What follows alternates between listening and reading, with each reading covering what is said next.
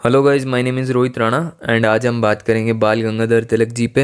He is one of the extremist leaders. जो हमारे तीन एक्सट्रीमिस्ट लीडर हैं, मेन तीन एक्सट्रीमिस्ट लीडर हैं, लाल बाल पाल, उनमें से एक बाल गंगाधर तिलक जी, उन पे आज हम बात करेंगे। इनको हम कॉमनली लोकमान्य के नाम से भी जानते हैं, लोकमान्य। और लोकमान्य कहने के पीछे स्टोरी है कि इनका जो पेनिट्रेशन था, बेसिकली जो मॉडरेट्स थे और जो एक्सट्रीमिस्ट थे, उनमें एक चीज़ का डिफरेंस था। मॉडरेट्स जो थे वो एलीट्स को साथ में लेके चलते थे। उन्होंने कभी भी मासेस पे, जो डाउन सेक्शन थी सोसाइटी की, उस पे ध्यान नहीं दिया। पर जो हमारे वहीं पे एक्सट्रीमिस्ट आए, उन्होंने जो सेक्शन था जो नीचे बैठा हुआ था उनको भी साथ में लिया, जो गरीब तबका था उनको भी साथ में लिया। और बेसिकली फिर जो आपके गांधी जी आएंगे वो और ज़्यादा पेनिट्रेट करेंगे मासिस में।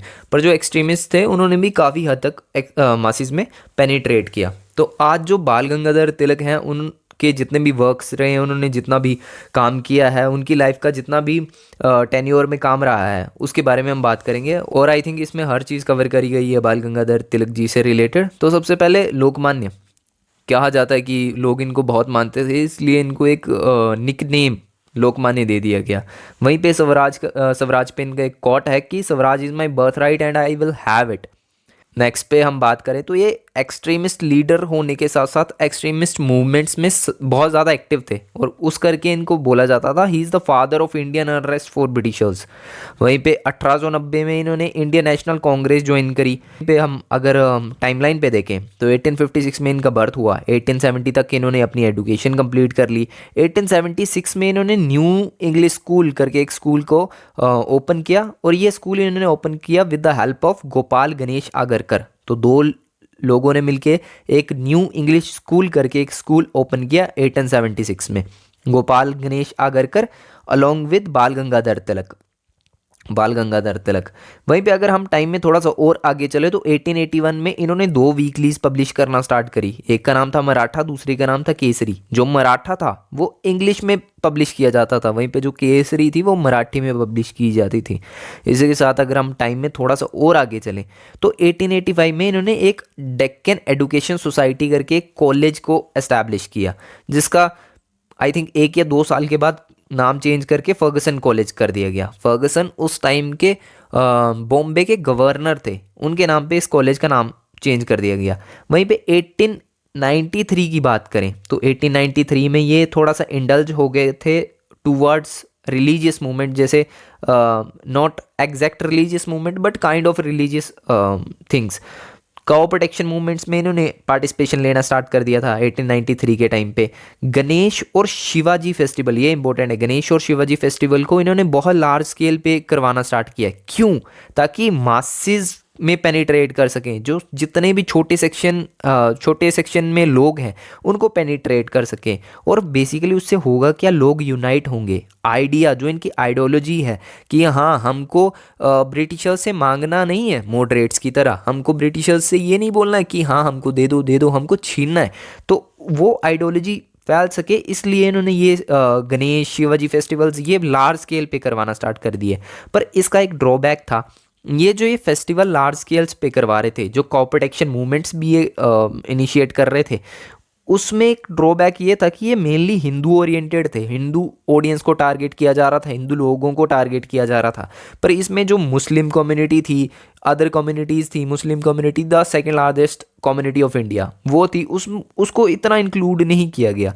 तो इसलिए इसमें क्या हुआ कि हिंदूज़ ने तो बढ़ चढ़ के पार्टिसिपेशन करी, पर मुस्लिम्स ने नहीं करी। वहीं पे थोड़ा सा टाइम में और आगे चले तो 1896 और 97 के बीच में जो महाराष्ट्र और इंडिया में भी कह सकते हैं फेमाइन और प्लेग फैला, और प्लेग के लिए कमिश्नर अपॉइंट किया गया महाराष्ट्र में, बॉम्बे में। उनका नाम था रैंड, मिस्टर रैंड। पर उसी टाइम पे जो चापेकर ब्रदर्स थे उन्होंने रैंड को असैसिनेट कर दिया। असैसिनेट करने की जो एक मेन रीज़न था वो था कि गीता का एक कोट है निष्काम, जो कोर्ट कहता है कि हाँ, अगर कोई गलत कर रहा है तो उसको मारना भी गलत नहीं है। तो वो निष्काम कोर्ट जो था वो बाल गंगाधर तिलक ने अपने न्यूज़पेपर में पब्लिश कर दिया। कि हाँ अगर कोई गलत कर रहा है उसको मारना भी गलत नहीं है। तो इस करके जो चापेकर ब्रदर्स थे उन्होंने असेसिनेट कर दिया मिस्टर रैंड को। अब मिस्टर रैंड को उन्होंने असेसिनेट किया, चापेकर ब्रदर्स को जो सज़ा होनी थी वो हुई, पर 18 मंथ्स की प्रिजनमेंट बाल गंगाधर तिलक को भी दी गई ताकि क्योंकि उन्होंने उनके ही जो पेपर था, उनके ही पेपर में जो गीता का कोट उन्होंने कोट करके पब्लिश किया था, उसी से इंस्पिरेशन लेके चापेकर ब्रदर्स ने ये असैसिनेशन करी थी, इसलिए उनको भी 18 मंथ की इम्प्रिजनमेंट में रखा गया। और बता दूं कि यहाँ पे जो 18 मंथ की प्रिजनमेंट के लिए इम्प्रिजनमेंट के लिए जो केस चला था कोर्ट में, उसके केस में जो बाल गंगाधर तिलक के जो वकील थे वो जिन्ना थे। यहाँ पे जो वकील थे उनके वो जिन्ना थे। अगर थोड़ा सा और आगे चले तो 1905 का टाइम आया। 1905 में बंगाल पार्टीशन हुआ। बंगाल पार्टीशन हो गया 1905 में, तो वहीं पे ही बंगाल में स्वदेशी मूवमेंट स्टार्ट करी गई। ओरिजिन कहाँ पे हुआ स्वदेशी मूवमेंट का? बंगाल में, पर ये रीच कर गई पैन इंडिया। पैन इंडिया क्यों रीच करी?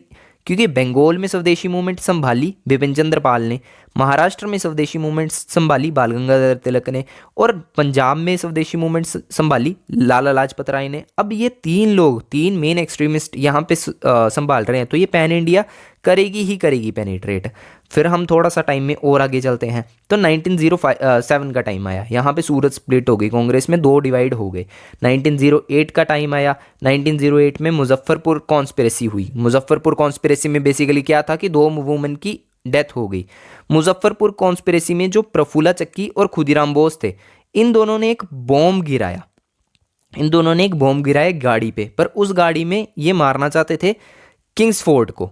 जो जेम्स किंग्सफोर्ड थे, जज थे, उनको मारना चाहते थे, पर उनको मारने के लिए जो उन्होंने बॉम्ब गिराया वो गलत गाड़ी में गिरा दिया, और बेसिकली दो वुमेन की जान चली गई। और ये जो दो वुमेन थी, ये कैनेडी की वाइफ, मिस्टर कैनेडी जो वहाँ के उस टाइम पे वकील थे, उनकी वाइफ और उनकी बेटी थी। और Kennedy he is a good person हम बोल सकते हैं। तो प्रफुल्ला चक्की और खुदीराम बोस को भी इस बात का रिग्रेट हुआ कि हाँ हमने गलत लोगों को मार दिया, और इसी के लिए उन्होंने खुद भी रिग्रेट किया इस बात पे। पर जो हमारे बाल गंगाधर तिलक थे, उन्होंने इस एक्ट को डिफेंड कर दिया अपने वीकली में।